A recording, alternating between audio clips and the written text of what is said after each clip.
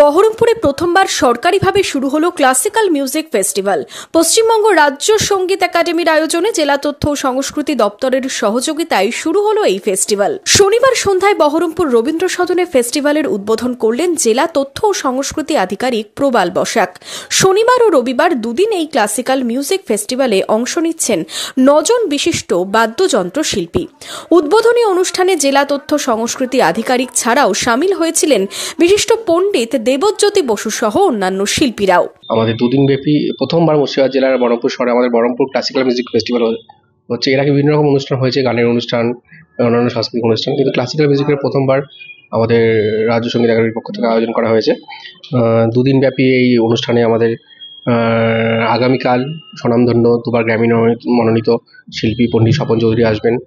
এছাড়াও দুদিনই আমাদের ক্লাসিক্যাল শিল্পীরা পারফর্ম করবেন। আজ 8 তারিখ প্রথম দিন আছেন রণজিৎ সেনগুপ্ত, গৌরীশঙ্কর কর্মকার, সঞ্জয় ব্যানার্জি, সুপ্রভাত ভট্টাচার্য, অনির্বাণ চক্রবর্তী। এবং আগামীকাল যেমন বললাম, আমাদের সকলের আমরা খুব সৌভাগ্যবান যে পণ্ডিত স্বপন চৌধুরী তিনি আসবেন। এছাড়াও হিরণময় মিত্র, কল্যাণজিৎ দাস, রোহিণ বোস আগামীকাল আমাদের বহরমপুর অনুষ্ঠানে পারফর্ম করবে। অনুষ্ঠানে সরোদ, তবলা, সেতারের মূর্ছনা উপভোগ করছেন জেলার সংস্কৃতি প্রেমী মানুষ।